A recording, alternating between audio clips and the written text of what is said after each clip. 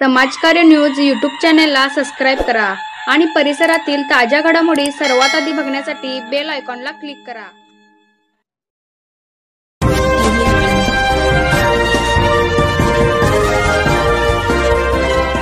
जांभळी येथील शेतकरी विकास सेवा सोसायटीची वार्षिक सर्वसाधारण सभा खेळीमेळी संपन्न। जांभळी तालुका शिरोळ येथील शेतकरी विकास सेवा सोसायटीचे वार्षिक सर्वसाधारण सभा संस्थेच्या सभागृहामध्ये संपन्न झाली। यावेळी संस्थेचे अहवाल वाचन संस्थेचे सेक्रेटरी विक्रांत पाटील यांनी केले, तसेच संस्थेचे चेअरमन दिलीप पाटील यांनी संस्थेच्या कार्याचा आढावा सांगितला। संस्थेने सभासदांना 1,40,00,000 चे कर्ज वाटप केले असून सभासदांना 4% डिव्हिडंड देण्यात येणार असल्याचे सांगितले। संस्थेस ऑडिट वर्ग मिळाल्याचे सांगितले।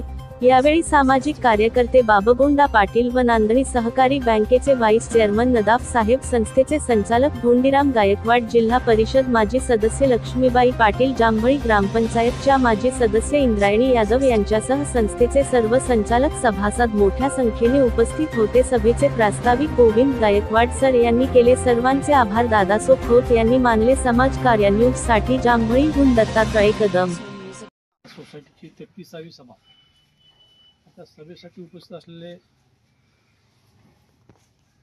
शिवसेनेचे राजू पाटील, आमचे दादा धोंडीराम गायकवाड, या सभेचे अध्यक्ष आनंदराव चव्हाण, बाबू पाटील, नांदी बँकेचे व्हाईस चेअरमन नदाफ साहेब, या संस्थेच्या उपसभापती गायकवाड वहिनी, आमच्या आनंदरावच्या मिसेस